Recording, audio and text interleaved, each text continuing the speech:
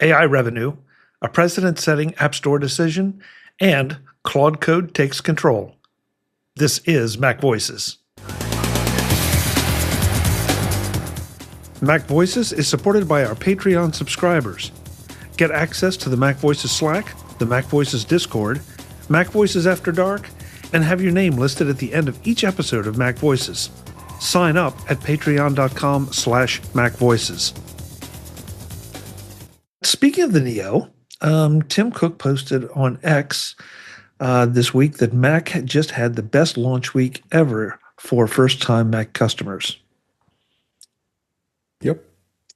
Which, that shows you how much of a success the Neo is. Yeah. That they can't even keep up with demand. Yeah. And everywhere I turn, I would have kind of thought the furor would have died down by now. But I'm still seeing articles popping up in my news feeds praising the Neo, saying how, the Windows world is terrified of this, that, it's going to kill Surfaces and, various Windows-based notebooks. And this publicity machine just keeps rolling, and it's not Apple's publicity machine. It's other people. Now, maybe that's just the tech journalists doing what they usually do. But for once, I kind of like it. Yeah. I mean, there's a reason. I mean, who says those machines have to keep going? You've got something that's clearly better, which is an aluminum cast MacBook. Yeah, it doesn't have an M series. It has an A series chip. But for 99% of the people out there that use a computer, this is a machine that does everything that they need to do at a really good price. Brian. Yeah, I had a clarifying question, and I'm not sure if anyone on the panel knows. In the article, it said that they had the best launch week ever for first-time Mac customers, but I was curious on how they're measuring who's a first-time Mac customer. And I'm thinking about it in a couple different ways because, and let's say, I bought it for a family. If I was going to buy one and maybe it was for a family member and I was logged into the Apple site or something of that nature, it would assume that maybe if it was that way that I'm a multi-time purchaser of Mac products, but I'm not sure how they would go about that to determine who's a first-time user or not. My guess would be the numbers may be a little bit fuzzy, but you're going to have people logging in and registering their machines and signing up with an iCloud account, or signing up for an iCloud account, excuse me, or an Apple, what do they call it? Apple ID now. Yeah. And so, based on that may have been enough to justify a comment like that. Sure. But okay. As who said it in the chat room, Barry said, he doesn't doubt the truth of what Tim posted, but they're not going to release sales numbers. Mm-hmm. And of course they're not. That's just not what they do. Eric? Yeah, if you look at the Apple ID of a user and their device is an iPhone and there are no other devices, and then they buy a Neo and register that, then you have a phone and a Neo and you become a first-time Mac user. Yeah, good point. So they may already be an Apple customer, but they'd be a first-time Mac user. Yep. Okay, so as somebody said in the chat room, Barry said it, fun with numbers. Speaking of numbers, there's another number, 900 million, that Apple made roughly from generative AI apps in 2025. With all the slamming that the S lady has gotten. And I think Jeff even administered a slam earlier tonight. An obligatory slam. Yeah. But 900 million is not a lot in Apple's world, but it's a nice little piece of change for something that they didn't do anything. And Eric, I'll let you say it because I love it. Apple made money on AI, unlike everybody else who spent billions and billions and made nothing. Who's the smartest guy in the room? Yeah, but Eric, they're behind. They're behind. They're behind. this goes back to the Asimco article we mentioned last week, that this maybe it was a strategy, maybe they just lucked into it one way or another. It seems like they're sitting in the catbird seat right now. So the blue catbird seat or cat bluebird seat or whatever. Sorry. When you're in a hole, quit digging, Chuck. Yeah, just good point. This next one got a bit of press, but not nearly as much as I would have thought. And I hope I pronounce it right. Musi hands Apple big win as judge rules apps can't be delisted or can be delisted with or without cause. And if you take a look at this article that was from Apple Insider, it lays it out pretty well. And it seems so very obvious because in the judge's ruling, he points out that this is exactly what Apple says they reserve the right to do in their terms of service. And yet we've all had all this controversy about my app gets taken out of the store and it shouldn't be. And Musi was pushing it, and they not only got handed a defeat in a big way, but they also now have to pay, as I understand it, Apple's legal bills as well on top of losing. So that'll get negotiated down, though.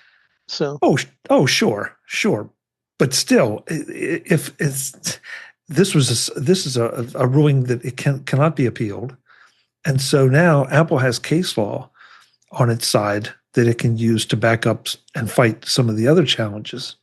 How does this differ from the big case they had with Epic? Because now this is case law, and Epic's wasn't about whether they could be removed from the App Store, because their case was about whether Apple could take a commission or a cut of in-app sales. Yep. Okay, I can accept that because it's true. Wasn't it also, didn't Apple take them out of close their developer account? Isn't that part of the issue? Well, they did after Epic violated their user agreement. Right. Yeah. I was surprised this didn't get a lot more play than it did. So be aware of it, because I don't think it's going to be the last time we hear about it. Oh, it's in the first 35 minutes of MacVoices. How much more play do you want it to get? It's a good point. Good. Yeah. Real good point. It just, I mean, prejudice. Yeah. Yeah. Well, I'm sorry. Oh yeah. No, thanks, Webb. Yeah. I was the language was escaping me. But this just seems like such an obvious thing. And I want to say finally somebody read the terms of service, and Apple said that. And by people signing it, that's what they agreed to. So if Jeff puts his app in the store this afternoon and they decide in a month and a half that they don't want it there, they have every right to take it out for no reason other than the fact that they don't want it there. Let me throw something out here. I think one of the issues that people are looking at is that when you look at the App Store, and this is a development thing, but when you look at the App Store, people think that it's a free economy, and it's not. And it's Apple's sandbox, and they get to do what they want. And by the way, the phraseology of that Apple or anyone can decide whether they're going to allow you to work in their playground, or let me put it this way: terminate with or without cause is a common language in any agreement. I have it in my agreements when I look at people to represent me. It's not all that uncommon. All they did was they reinforced it here. Yeah. Well, I think the only question is whether or not Apple has a monopoly. Definitely any company that doesn't have a monopoly has this right. But if you are deemed to have a monopoly, then that right could be curtailed. It could be argued. It has to be defined as a monopoly by a third party. So. Yeah. I mean, if you're deemed by a court to be a monopoly. So court said, no, it's not. Yeah. Yeah. My point, Jim, is that that's just a tough hill to climb. To say Certainly. that, well, they're a monopoly. So anyway. Yeah, and we've been down that road so many times. But that's sort of every argument when people are going after Apple on these issues is they're saying, well, Apple's a monopoly, so then the rules are different. So Apple won saying we're not a monopoly. Yeah, but this one feels a little bit different from a timing standpoint because now there are other app stores out there, or the ability to have app stores. Now they haven't been very successful by pretty much all. Okay. What other app stores are there? Well, there were the app stores in the UK. There was the one that I don't think this court has any jurisdiction over any of those. There are no other app stores under the jurisdiction that this court was talking about. So not that I'm saying that this should have been decided differently, but I don't think what's going on in some other jurisdiction on the other side of the world has anything to do with it. Yeah, fair point. And also, I mean, that was not, as I didn't see the word monopoly mentioned in any of the articles. Maybe it was there. I just didn't see it. So I don't think Musi was really pushing that idea. Well, I don't see what other basis they could have. The question is really, Apple's like, well, we're not a monopoly because there's other phones and there's computers and this and that. And other people are saying, well, no, you have a monopoly on iPhone software. So the question is, does that mean anything? And apparently, at least in the judge's eyes, it didn't. Right. We're going to end up with AI. Sorry, guys. Well, before we get there, though, let's do this one. Hermes now sells a $1,250 plus MagSafe charger wrapped in calfskin leather. Yeah, mine's right here. You can buy the calf for that. Forget the charger. Not sure. Not now. Yeah. Well, yeah. I look at this stuff and I think, how many of these do they really sell? Or is this just one of those things that they put out to get the press? It's an image builder. I mean, it fits within their brand. Whether Remember they sell that I Am Rich app? Yeah. And someone actually bought it. Yeah. Yeah, I think they sold 2 or 3 of them. Yeah. One of them was to a kid who didn't know that he had done it, but still. I think that's probably the person who bought this Hermes charger. I just feel if I spent $1,250 on a MagSafe charger, I would be embarrassed to admit it to anybody. Well, that's because you're not the kind of person for that's what this says. This is a statement that I cannot be, I have so much money that it's not embarrassing for me to have bought this charger. I feel the same way every time I see a Cybertruck. Oh yeah. I'm kidding. Too. I'm not kidding. There's a market for this. We are not it. Yes. But there is a market for this. And wait a people minute. will buy it. Jeff. Except for Webb. Yeah. I'm sorry, Webb.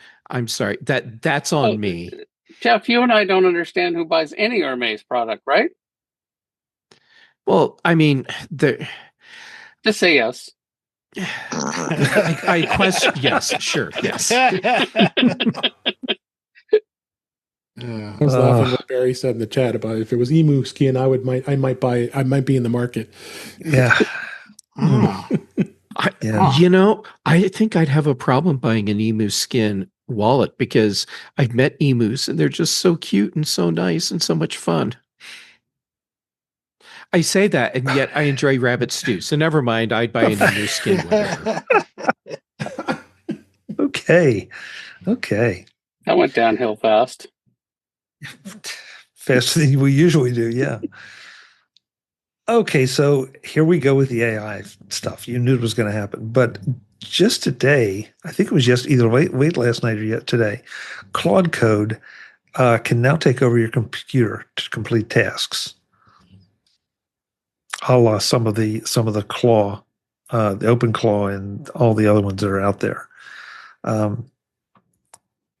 I have to admit, I was intrigued by the description of it, and the universal conclusion that seems to be being drawn right now is that yes, this is a huge security risk for lots of reasons, but it might be, it eventually is not going to be, because it's going to be perfected a little more. But I'm curious, what the implications would be to set up a Mac, just like some of the folks out there were setting up Mac Minis, and just running it on that with limited access to certain things, and set it up to do just specific tasks for you. Whereas OpenClaw, my understanding is, you basically had to give it a whole lot of access to things if you wanted to do it. But here, especially if you were doing a coding project, that this could, you could open this, let it run on that Mac, come back in a few hours or less, and have the project done. Yeah, no.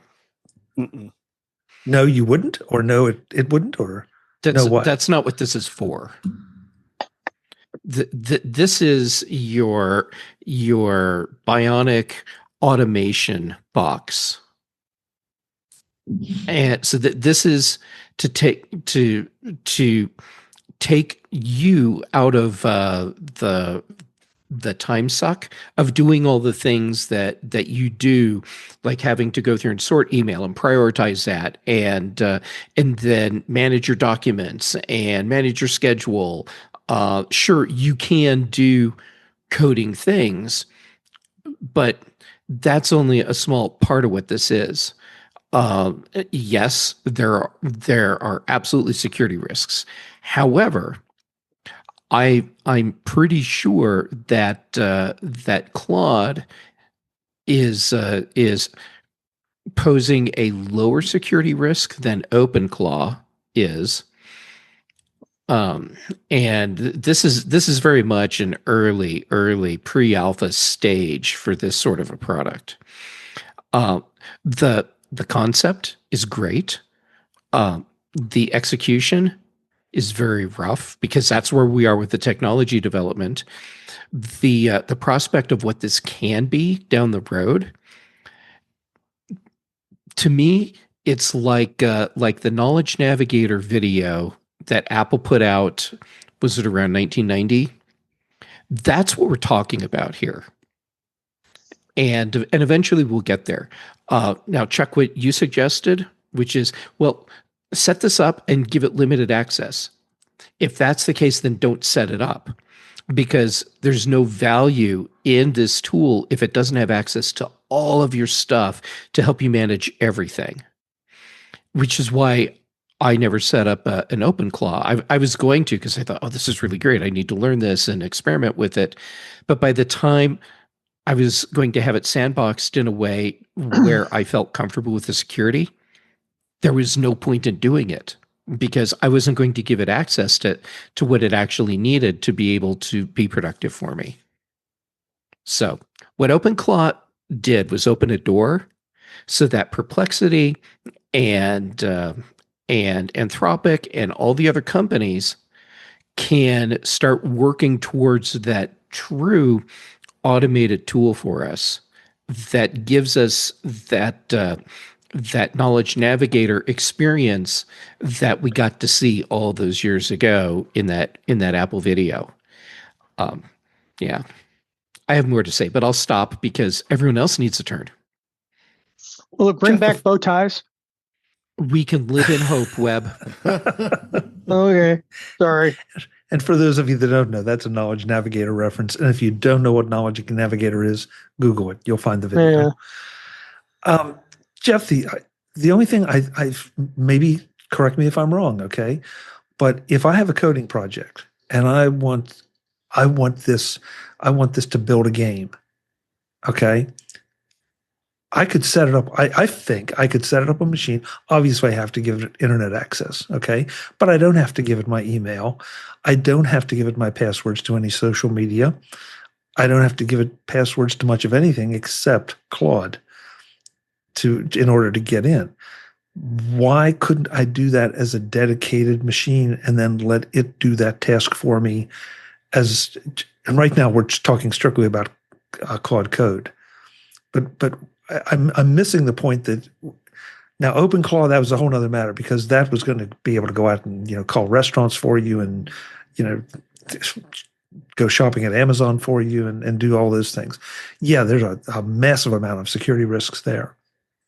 But here, if I set this up as a dedicated machine with just a task or two that I'm comfortable with that don't require some of that information, where's the downside to that? Or is it just not effective, in your opinion? Okay, that's fair. There's no downside in that. I just feel like you're not taking advantage of what the platform offers. So if you want to do just the code part, sure, you can do that. I suppose in that case, what you're doing is offloading part of the server side power usage to you, because that's running locally using your power consumption as opposed to Anthropic's. Right. I mean, somewhere this crosses up, at least in my head, which is a dangerous place to go. But with the on-device large language models that we were playing with, and some of us still are, and things like Mac Whisper that do their thing strictly on your machine. They don't go out anywhere if you don't want them to. Mm-hmm. So, again, to your point, it's early days. Yeah, and to me, things like Mac Whisper and LM crap, I just forgot the name of the LM thing. LM Studio? Thank you, LM Studio. Those are designed to be, well, in the case of Mac Whisper, it's a very focused tool that has a very specific use case. Doesn't even need to have a separate computer for it. But when you look at LM Studio, that gives you a very trimmed down, hobbled, if you will, AI LLM experience, because you're taking the model and just running it locally. And I think I'm right, but I totally am willing to admit if I'm wrong on this.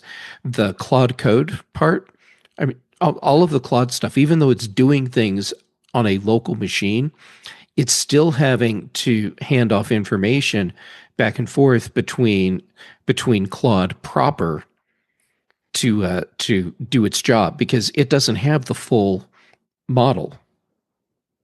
That's too big for just the one computer that Mac Mini or whatever you're going to pop under the counter. Yeah, but it's an M4. I stand corrected. Eric, you said something that was in our private chat, and I'm not sure what you mean. I said start the countdown for machine compromises. Yeah. So it will make for some of the most unique and interesting and fun demos you can ever have on a computer. It will look great. Just like the Knowledge Navigator really looked cool and everybody wanted it. And we had to wait a while to see something close. That doesn't mean it's necessarily safe to use.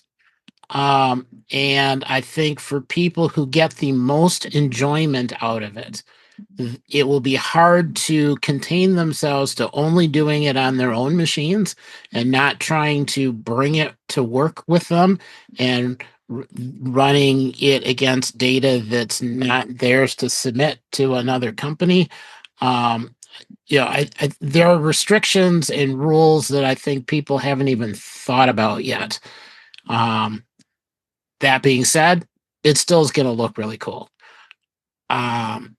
I think it will be easy. It's not that much different from Googling for a solution to something where it says, hey, just copy this line and paste it into terminal and type in your password if it asks, and it'll go and configure a whole bunch of stuff. And isn't it wonderful without having any idea whatsoever about what it's actually doing? Now, if you have the option to say, well, pretend to do it, give me kind of an overview of what you're planning on doing, and let me see the individual pieces, and maybe let me step through it. That's how a lot of people do the coding stuff, so that it doesn't commit code to Amazon and cause the world to go down accidentally. But not everybody knows to be cautious. It's the people that jump in with both feet and are successful 2 or 3 or 4 times, and then something goes wrong. Or somebody says, hey, I'm just going to write a plugin that you put on your machine, and then you do all of this other stuff, and you feed it into this plugin, and then it's great. And then they discover that the plugin is built using code that has, an extra piece in it that is an exploit that all of a sudden you incorporate on your machine. So there are cautions. I still want to see it. I just think it's going to be actively used by people who either won't take the time to look at what's really happening or have absolutely no clue what it's doing under the hood. Marty, you've been kind of quiet on this. I'm a little surprised because you probably have more hands-on AI experience than most of us because of what you do and what you've been playing with. Thoughts? I mean, how far off base are we in your opinion? And are you excited about this kind of thing? I would like to see this more automated process exist and be and available. I kind of am between Eric's extra caution and the usual excitement I have about this. There's just too much, I'm afraid, that hasn't been that we don't know about in terms of keeping the cows in the barn on this one, and where the leaks and where the exploits might be and how that is. At Jeff's encouragement, I started using on-device LLMs and find them really interesting and practical, and there are possibilities there. But this just seems like you're opening yourself up to a lot of exploits potentially until it's well put together. I mean, I don't want to point a gun at my head until I know it works, and that's my fear with this. Okay. Yeah, believe me, if anybody thinks they're hearing me advocate for this, I'm not.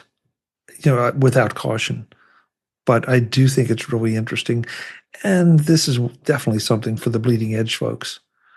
I mean, I feel like a lot of this panel are cutting edge. We're not bleeding edge, and nor do we wish to be.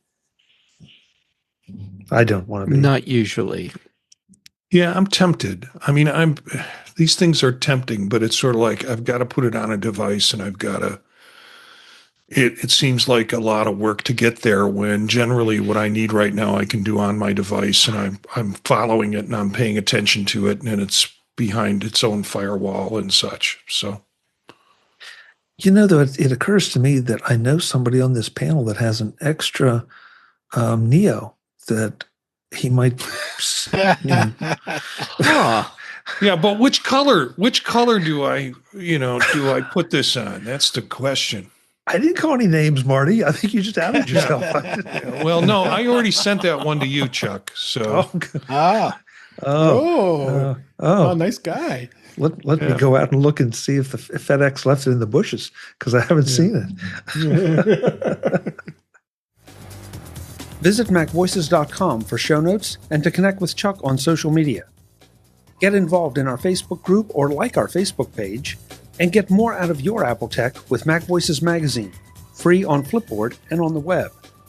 And if you find value in it all, Consider supporting us through either our Patreon campaign at patreon.com/MacVoices or by making a one-time donation via the PayPal link on our front page and in the show notes of each episode. You will join these fine people who help bring you MacVoices.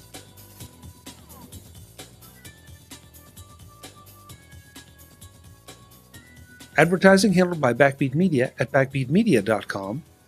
Bandwidth provided by CacheFly at cachefly.com.